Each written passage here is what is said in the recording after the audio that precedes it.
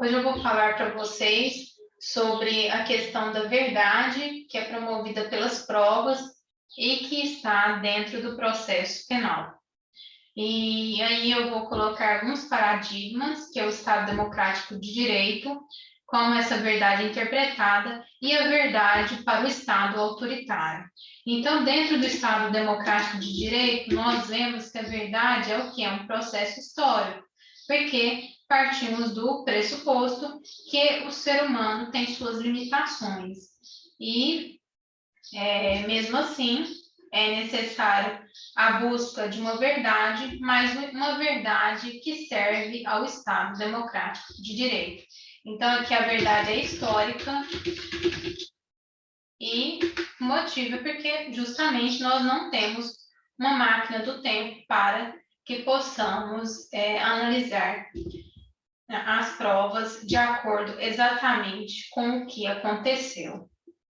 Então, aqui no Estado Democrático de Direito, a gente vê que a verdade é para evitar abusos e não é possível evitar abusos buscando essa verdade por meio de abusos. Então, não é admissível encontrar uma verdade por meio de mentira. Então, encontrar um suposto crime cometendo outro crime. Porque aqui a verdade é construída de acordo com o quê? De acordo com as limitações humanas e para evitar abusos.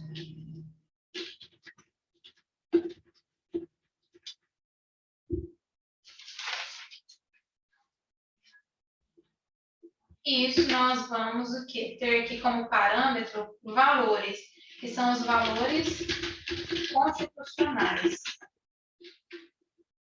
Os valores constitucionais, a gente não parte de uma única ideia.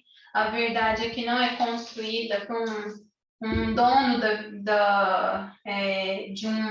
de um conhecimento que levaria a essa pessoa a ser mais do que a outra.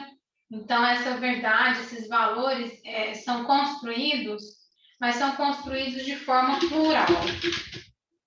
Já no Estado autoritário, essa verdade parte da palavra de um herói, que tudo sabe. Então, aqui vemos essa visão única de um herói, que tudo sabe, e parte, então, de ídolos. E satisfaz o quê aqui? Satisfaz uma hegemonia. Então, são pessoas que pretendem, em um grupo bem reduzido, estabelecer a sua hegemonia e parte dos abusos. Então, aqui, a procura por abusos, ela parte de uma própria ação que gera o quê? Gera abuso. Isso faz o quê? Faz com que as pessoas fiquem cada vez mais miseráveis e outras fiquem cada vez mais hegemônicas. Então, aqui a verdade é vista como algo mágico, como algo sagrado, e é construída assim através de algo de uma capacidade de determinadas pessoas que têm capacidades sobrenaturais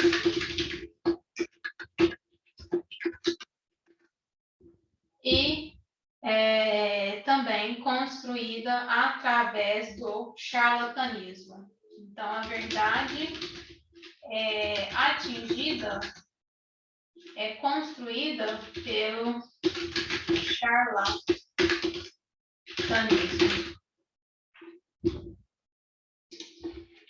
Aqui não há promoção do povo, não há promoção da norma do povo, mas sim a promoção de determinadas pessoas que visam o quê? Que visam promover sua hegemonia em detrimento das normas do próprio povo. Aqui a Constituição a Constituição de 88 não quis uma visão dessa forma, uma visão reduzida, uma visão restrita. Ela quis o quê? ela quis atingir uma pluralidade de pensamentos. E a gente vê que aqui na Constituição Federal de 88, 61 mil emendas, e essas 61 mil emendas, ela visou o quê? Ela visou uma construção de uma Constituição democrática. Por quê? Porque partiu da ideia de várias instituições presentes na sociedade brasileira. Então, a arquitetura da Constituição Federal de 88 é uma arquitetura plural. São 61 mil emendas para a construção desse pensamento presente na Constituição Federal. Então, a Constituição Federal, ela não vai ter um único pensamento, ela não vai querer ser ali, ela não vai aceitar ali pensamentos reduzidos, tanto é que uma das frases de Ulisses Guimarães é que o povo brasileiro, naquele momento, eles tinham ódio e raiva e nojo, ódio e nojo da ditadura. A ditadura que veio estabelecer o quê? Que veio trazer heróis, ídolos, hegemonia, abuso e fórmulas mágicas para quê? Para convencer o povo de um determinado pensamento, um determinado pensamento salvador e um determinado pensamento que é o quê? Que usou de mentiras, de charlatanismo e que não trouxe o quê? Não trouxe para o povo uma democracia, não trouxe para o povo uma liberdades, não abarcou toda a sociedade brasileira como deveria ser abarcada. Trazendo então, construindo então com a ditadura um pensamento que? Um pensamento uno. E com a Constituição de 88, com essas 61 mil emendas, significa o quê? Uma construção de um pensamento plurimo. Então, todas as vezes que buscamos a verdade na prova, e essa verdade é de acordo com aquilo que foi estabelecido por essas 61 mil emendas na Constituição Federal de 88, isso significa que estamos aumentando e respeitando o poder do povo. E todas as vezes que essa verdade ela é conduzida através de autoritarismo, desrespeitando as normas constitucionais, estamos reduzindo o poder do povo e aumentando o poder dos abusos, o poder da ditadura. E então é necessário o quê? É necessário expurgar qualquer tipo de prova ilícita, porque a verdade das provas ilícitas não interessam ao Estado Democrático de Direito, porque ele não traz poder do povo, ele tira o poder do povo. Então é por isso que nós temos que buscar a verdade, mas essa busca da verdade deve estar dentro do Estado Democrático de Direito. Sabendo disso, que eu acho que já deu para entender aqui os motivos da Constituição em refutar essas provas ilícitas, por quê? Porque aqui a gente tem que entender o quê? Que há a liberdade de provas, mas essa liberdade de provas, ela tem limites. E essa liberdade de prova é restringida justamente pelas provas ilícitas e ilegítimas. As provas ilícitas que vão contra o direito material previsto na Constituição e as provas ilegítimas que vão contra o direito processual previsto no próprio processo, no próprio procedimento que deve ser conduzido às provas. Sabendo disso, agora a gente pode falar um pouco sobre vestígios.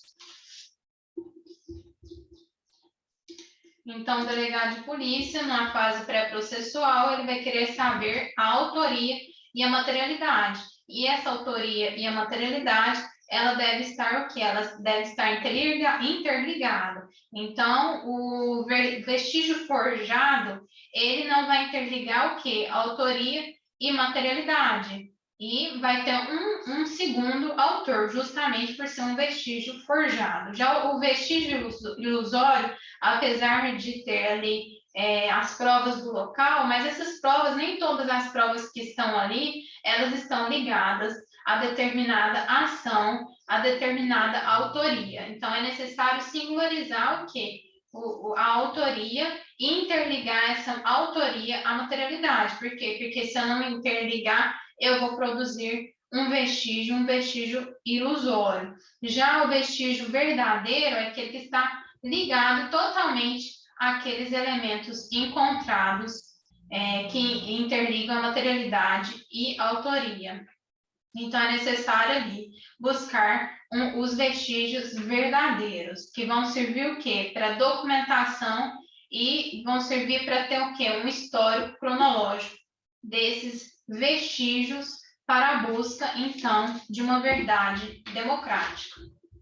Então, vamos escrever isso. Os vestígios, eles podem ser vestígios forjados, não estão ligados entre autoria e materialidade, mas há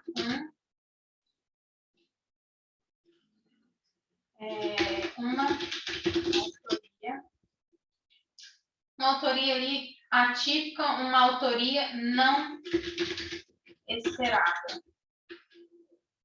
Uma segunda autoria. E aí a gente vai falar mais em autoria e materialidade, porque a gente está falando de vestígios forjados e nessa busca pré-processual. Já os vestígios ilusórios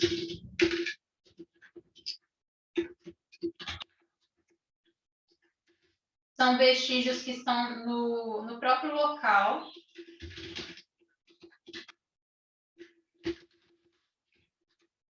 De busca.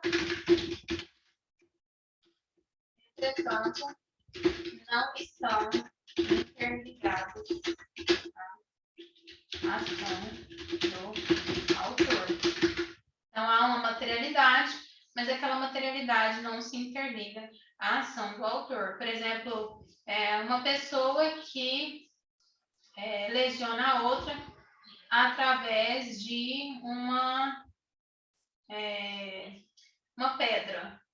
Essa pessoa deu uma pedrada na outra. Então, assim, a pessoa tem que o quê? Tem várias coisas ali no local daquela busca, né? Pode ter um sofá, uma cadeira e tudo mais. Mas aqueles elementos, eles devem estar o quê? Interligados àquela ação, porque senão serão vestígios ilusórios. E os vestígios forjados é justamente forjado, por quê? Porque não tem uma autoria e materialidade interligada ali naquela busca.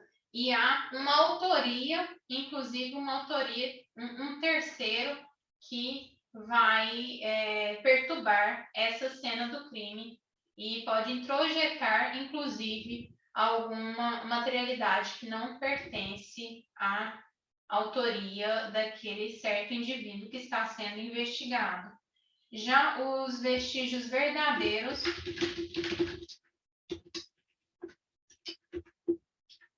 são aqueles que autoria, materialidade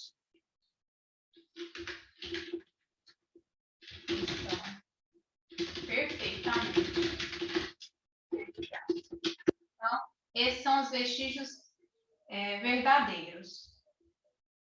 Então, a busca é por vestígios verdadeiros, porque a gente busca o que? Singularizar aquela determinada ação e singularizar a autoria, interligando essa autoria a uma materialidade. E no processo judicial, se isso for injusto, ele vai ser punido, mas através de um processo e, portanto, através do contraditório, ampla defesa, isonomia e todos os princípios relacionados ao processo penal. E para isso, então, para que esses vestígios sejam encontrados, há uma necessidade de quê? De um procedimento administrativo. E esse procedimento, ele vai estar ali todo interligado a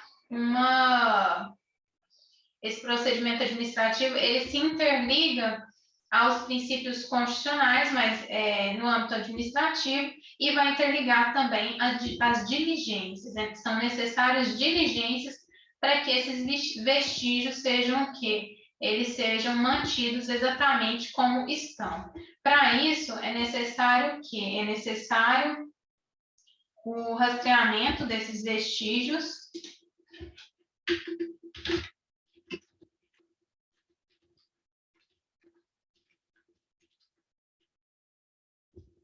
que ocorre através de quê? Como que vai ser rastreado esses vestígios? Ou seja, eu não quero que esses vestígios sejam forjados. Eu não quero intervenção de terceiros. Eu quero punir um determinado sujeito exatamente por aquilo que ele fez. Porque o que esse procedimento, essa busca pela verdade vai buscar? Essa busca pela verdade vai buscar evitar e punir abusos. Então, não é possível admitir ali que haja o quê? Que haja abusos para o rastreamento desses vestígios.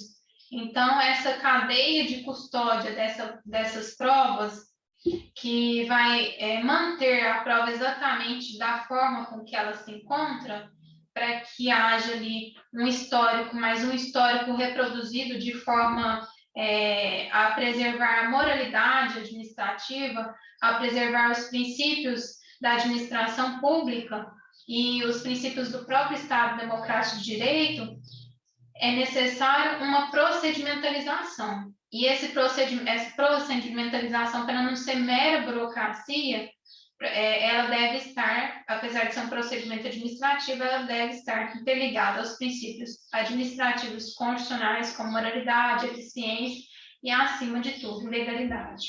Então, vamos ver aqui. A primeira coisa, rastreamento dos vestígios. Então, quem procura tem que saber o que procura, né? Então, eu preciso o quê? Eu preciso de reconhecimento das provas. Isso tudo vai estar em lei que nós vamos ver juntos. Então, vamos lá. Reconhecimento das provas. E o que é reconhecimento? Reconhecer é saber distinguir. Eu reconheço uma pessoa porque essa pessoa não é igual a outra, porque senão não reconheceria. Então, eu sei distinguir o que eu estou procurando. Eu sei distinguir se eu estou procurando alguma materialidade de uma pessoa que foi lesionada com uma faca, eu não estou procurando uma pedra, eu estou procurando uma faca.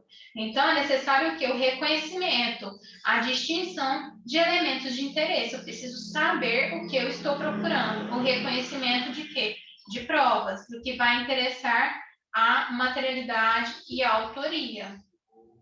Então, aqui saber, distinguir o que aconteceu e quais são os elementos de interesse admitidos no direito para a busca da verdade democrática.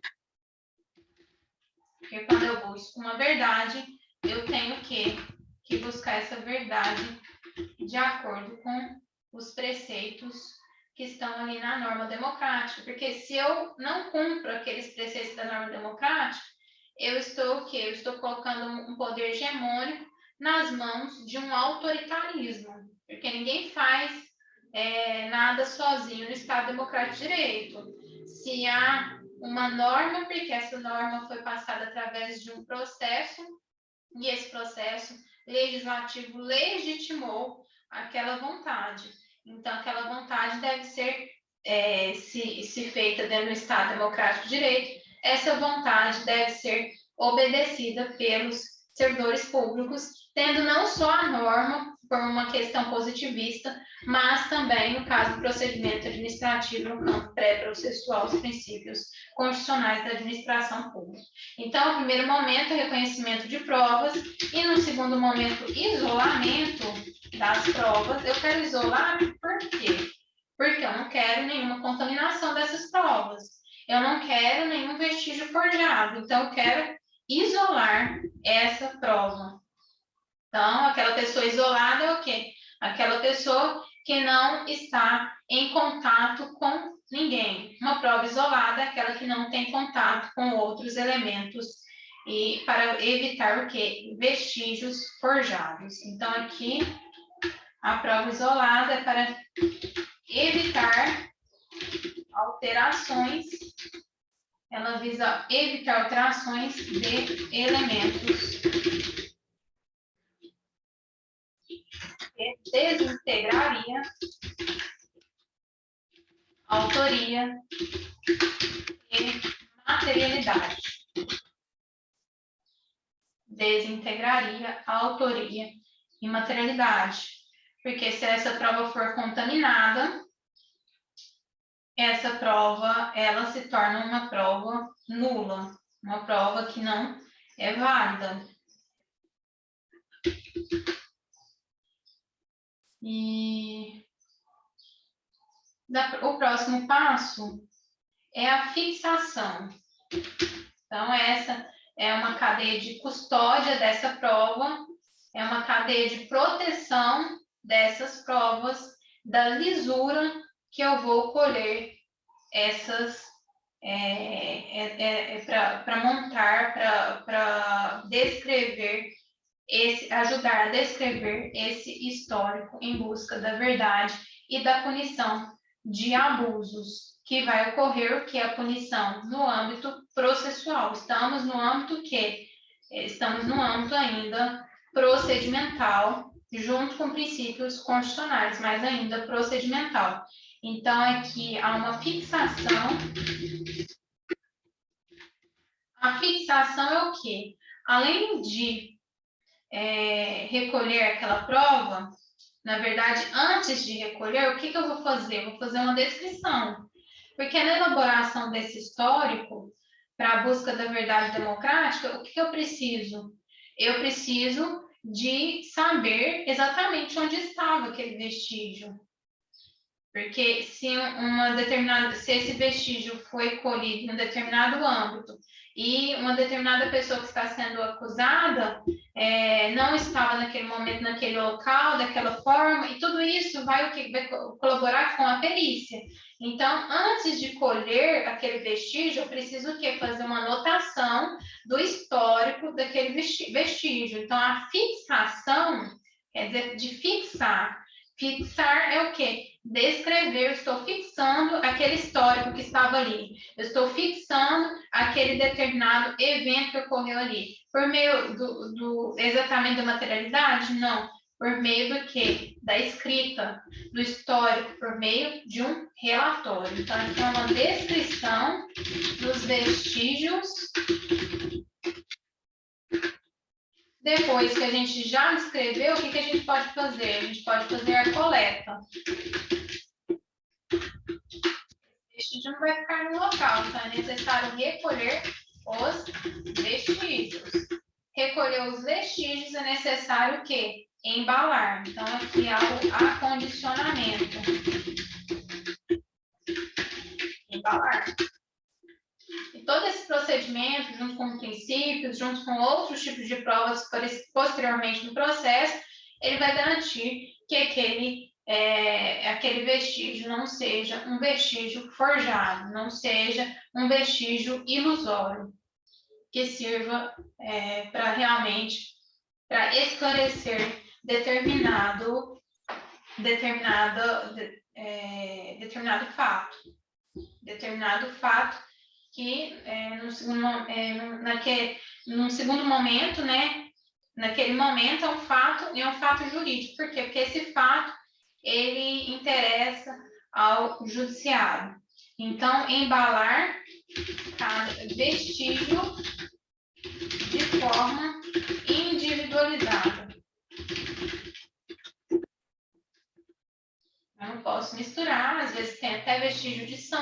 tem vestígio de cabelo, então, às vezes tem vestígio de sangue em determinado matéria, e já não tem outra. Então, é necessário que individualizar, acondicionar, embalar de forma individualizada. E descrever também, no primeiro momento.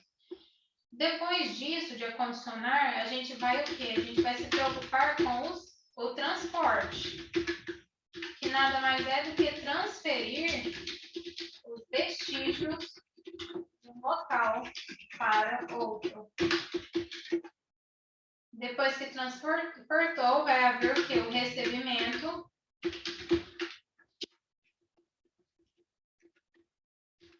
que é a transferência da posse do vestígio. Depois o processamento. E qual é o objetivo disso tudo? O objetivo disso tudo é justamente fazer a perícia desse determinado vestígio. E aqui no processamento, o que a gente vai ter? O próprio exame pericial. Mas não vamos transportar aquilo de qualquer forma. A gente tem que transportar alguma coisa que realmente está ligada à autoria, que realmente está ligado a todo aquele histórico que estamos buscando esclarecer. E aqui, exame pericial, que é a manipulação do vestígio de acordo com uma metodologia. A manipulação do vestígio de acordo com a metodologia. Depois temos o armazenamento.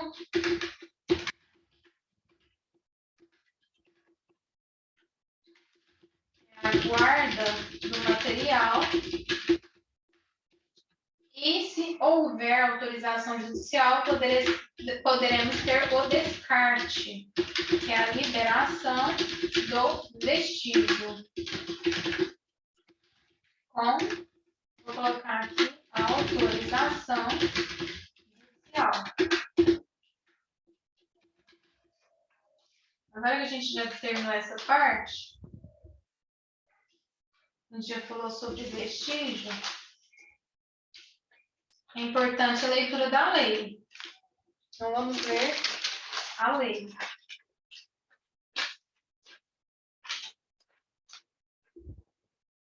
Qual lei? Processo penal. O Decreto-Lei 3.689, que é o processo penal. Em qual artigo? Pertence ao título das provas, artigo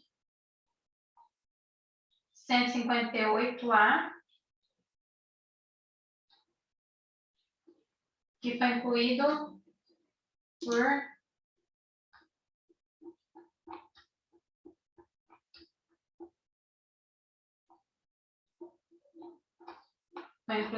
por aquele projeto anticrime. 158A, não, artigo 158, cadeia de custódia. 158A, vamos ver aqui. 158A vai falar de cadeia de custódia em geral.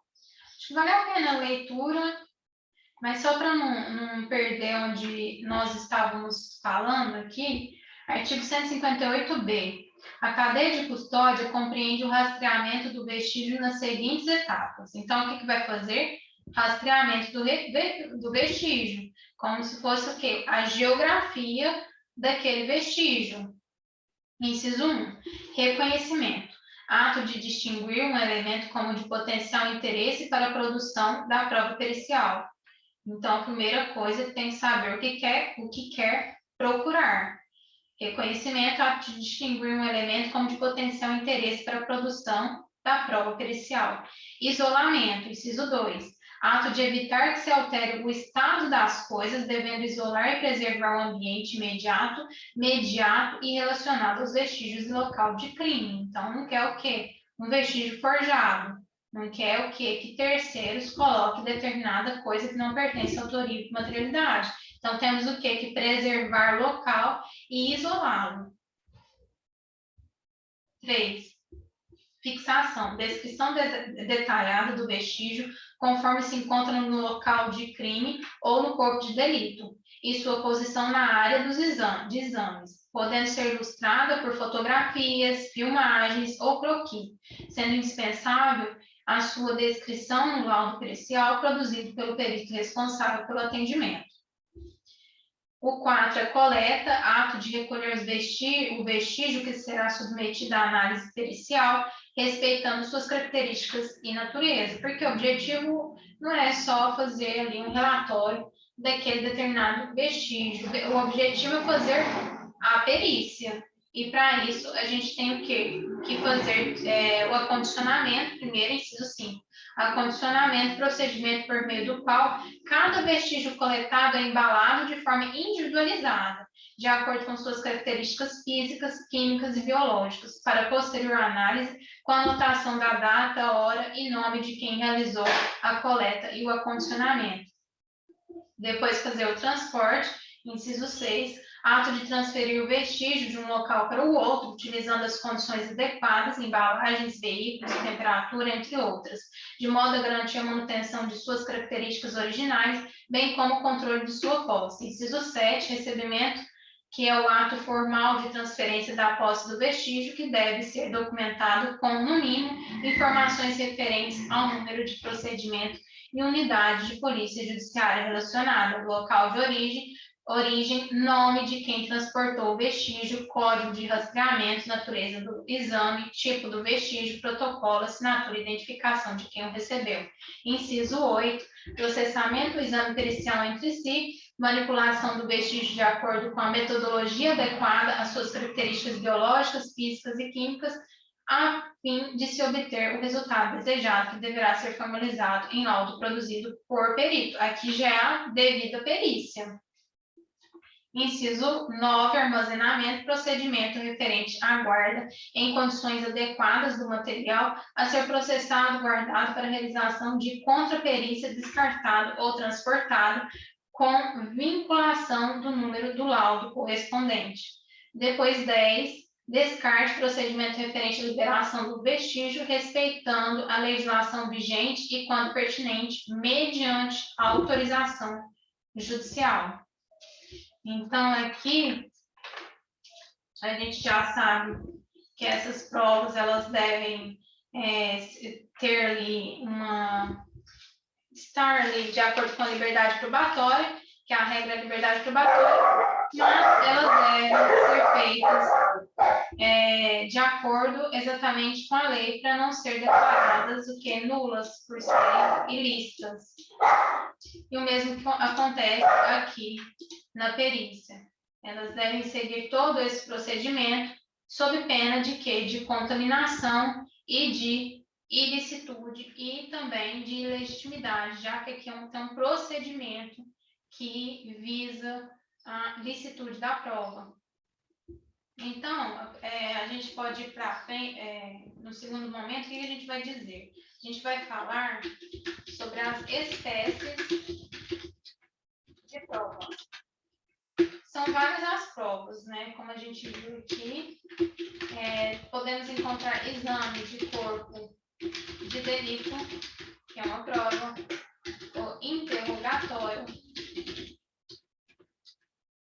a confissão, as perguntas ao ofendido, a prova testemunhal, avaliação, reconhecimento de pessoas e coisas,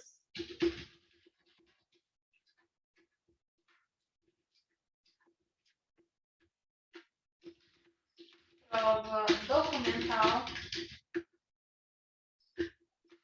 os indícios,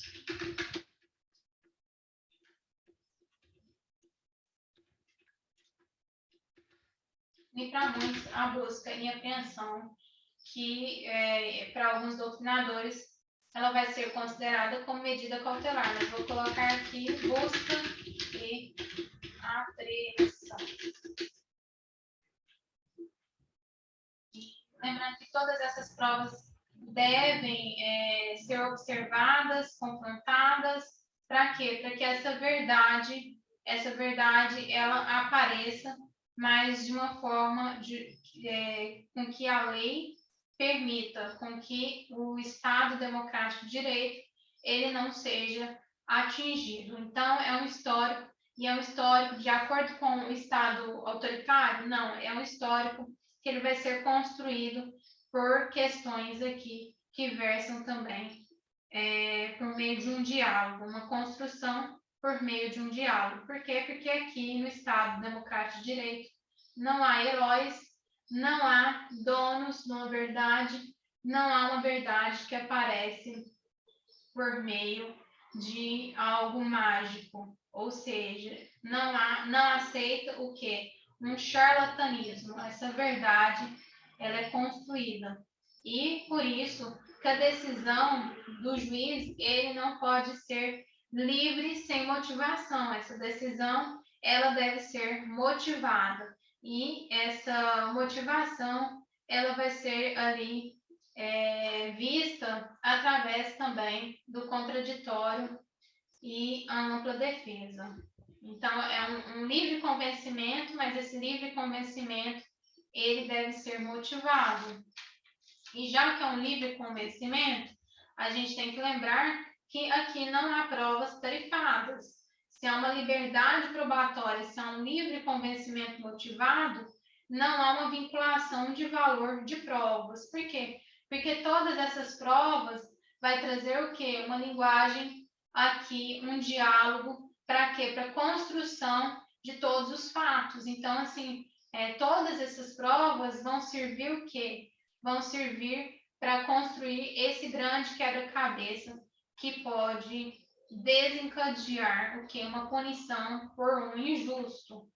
Então, mas todas essas peças, elas servem e não são o quê? Não são valoradas. Não há uma prova tarifada. Então, essa regra de liberdade probatória, ela vai se vincular a um princípio de um livre convencimento motivado. Não há uma rainha das provas, como acontecia na Inquisição, em que as pessoas muitas vezes eram torturadas para que, entre aspas, confessar um determinado ilícito. Então, essa era a rainha das provas, a confissão. Isso não é mais do âmbito do processo democrático da Constituição Federal de 88, portanto, nós não utilizamos provas tarifadas. Para a gente entender melhor, nada melhor do que o que? A gente ler aqui a parte inicial do Código de Processo Penal, que é a exposição de motivos do Código de Processo Penal. Então, a gente vai lá na parte das provas para a gente entender quais são as motivações para a elaboração desse Código de Processo, esse Código de Processo Penal. E ele vai dizer o seguinte: as provas. A certeza legal também aqui, que as provas tarifadas já vinham com uns pressupostos de importância, e aqui as provas. 7. O projeto abandonou radicalmente o sistema chamado de certeza legal. Atribui ao juiz a faculdade da iniciativa de provas complementares ou supletivas, quer no curso da instrução criminal, quer a final. Então, ele atribui ao juiz a faculdade de iniciativa de provas. Então, aqui a gente está vendo um sistema que ainda não é um sistema verdadeiramente acusatório, não é um sistema que a gente pode olhar aqui que ele é perfeitamente um sistema acusatório. Então, aqui a gente já olha a questão do código, esse código de processo penal, apesar de haver algumas mudanças, como juiz das garantias, ele é de 1941. Então, é o seguinte: atribui ao juiz a faculdade de iniciativa de provas complementares ou supletivas, quer no curso da instrução criminal, quer ao final, antes de proferir a sentença. Não serão atendíveis as restrições à prova estabelecida pela lei civil, salvo quanto ao estado das pessoas. nem é prefixada uma hierarquia de provas. Ó, não é prefixada o quê? Uma hierarquia de provas, na livre apreciação dessas. O juiz formará honesta e legalmente a sua o quê? Convicção. Por quê? Porque é um sistema que parte de um princípio do livre convencimento, mas um livre convencimento motivado. A própria confissão do acusado não constitui fatalmente prova plena de sua culpabilidade, ou seja, aqui a confissão não é a rainha das provas. Todas as provas são relativas, nenhuma delas terá ex vileges, valor decisivo ou necessariamente maior prestígio que outras. Se é certo que o juiz fica distrito às provas constantes nos autos, não é menos certo que não fica subordinado a nenhum critério a priorístico no apurar, através delas, a verdade material. O juiz criminal é, assim, restituído à sua própria consciência. Nunca é demais, porém, advertir que livre convencimento não quer dizer puro capricho de opinião ou mero arbítrio na apreciação das provas.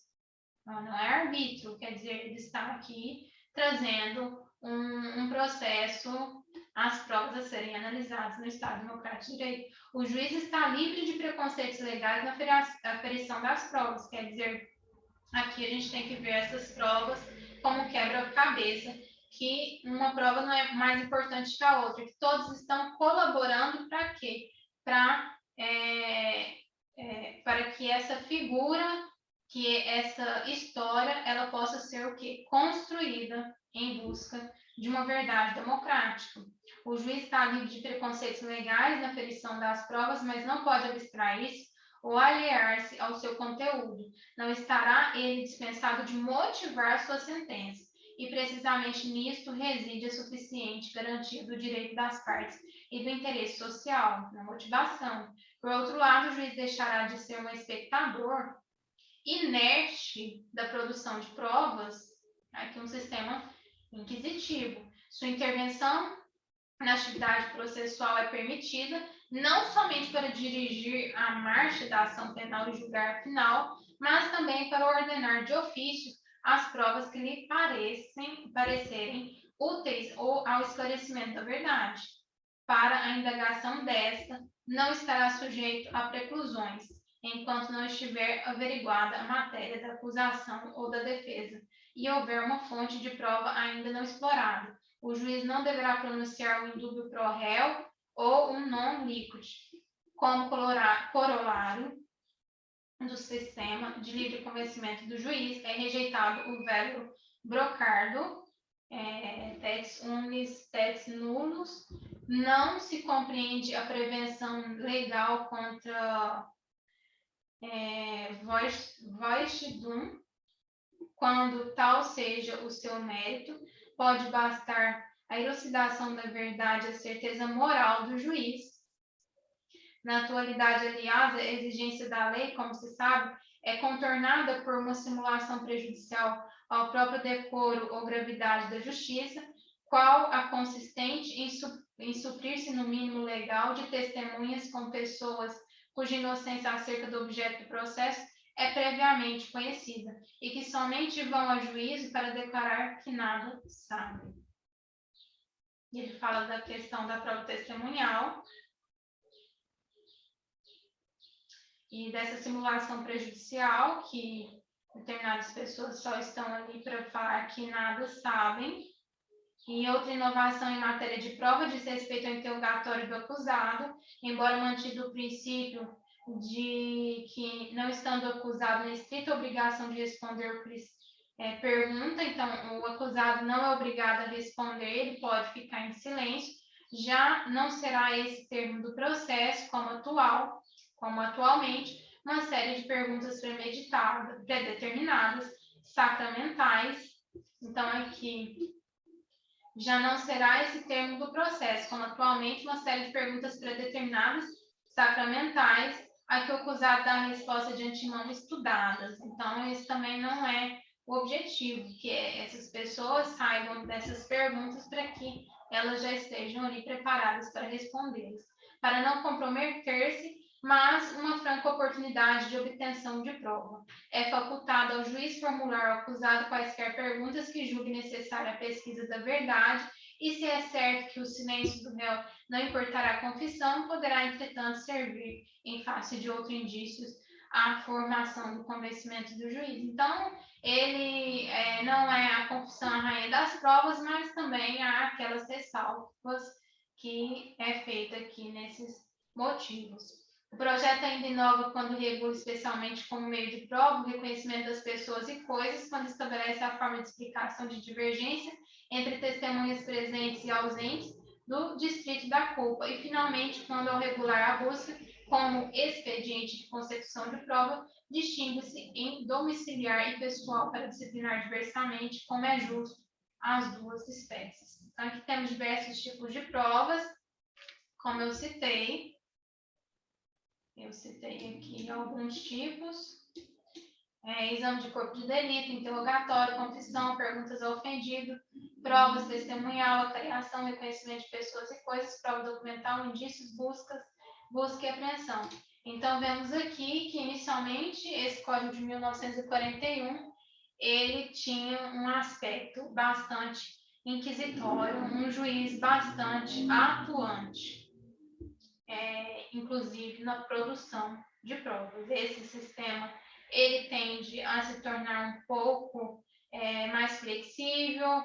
Esse processo penal, ele tende a ter um pouco mais assim de um sistema acusatório, um sistema que busca por uma questão democrática. Então, há algumas mudanças, como o juiz das garantias, e tudo isso para evitar o quê? A contaminação do juiz no sistema de colheita de prova, e o que vai infringir na sentença, que vai o quê? Vai ter efeitos na sentença. Então, a regra aqui, como a gente viu, a regra é o quê? A liberdade probatória. Mas essa liberdade probatória, ela não alcança as provas vedadas pela lei. E quais são essas provas vedadas pela lei? São as provas ilícitas, que violam direito material.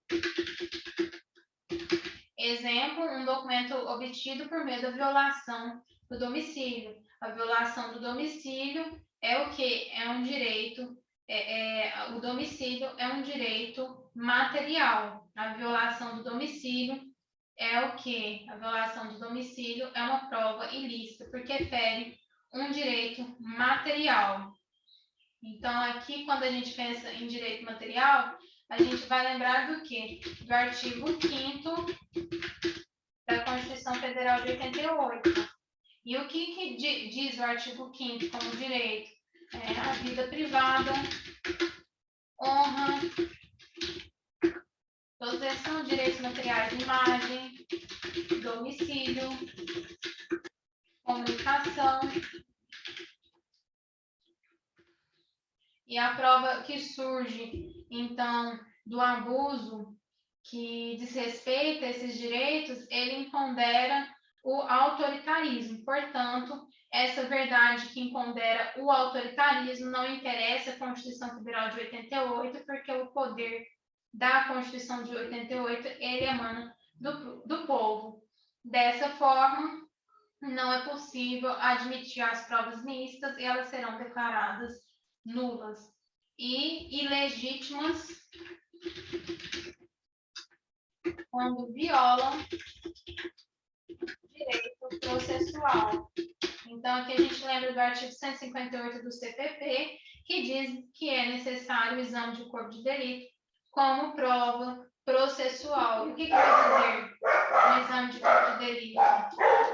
Vamos lá, para a gente ver. Artigo 158.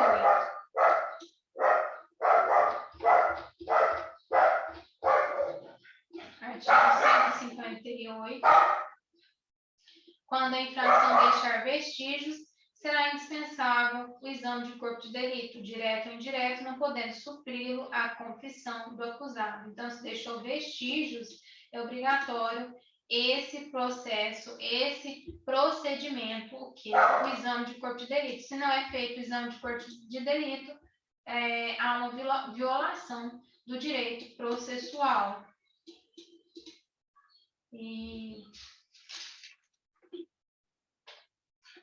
E os sistemas, todas as provas, elas devem ser confrontadas para que essa construção seja feita de forma correta, para que todas as peças possam ser ali, fixadas num local correto e para que todas essas peças tenham sentido.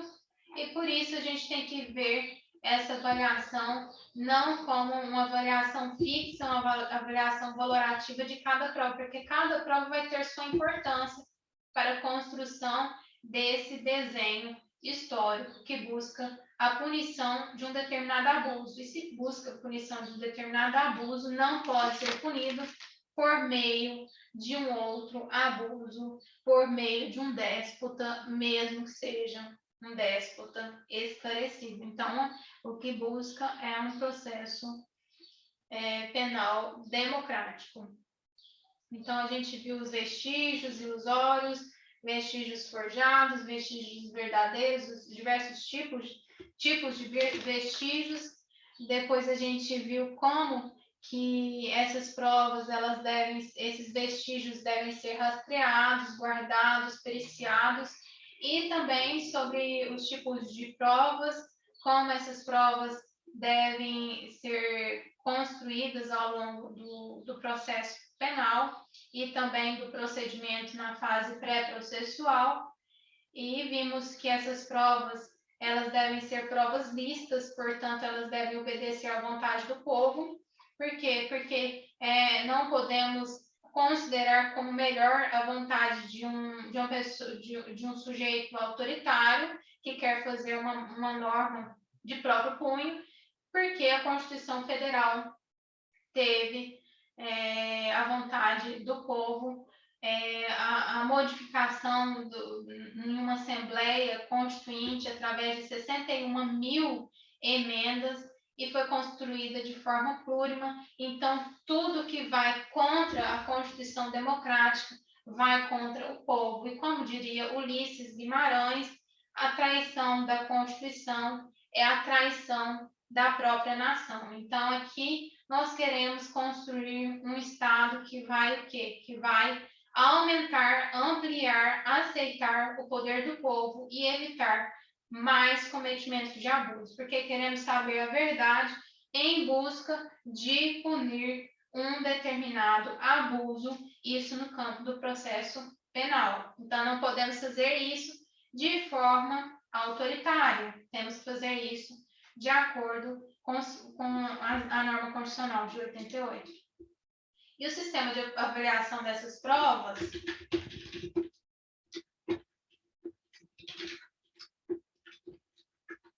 a gente viu que pode ser por meio do sistema da íntima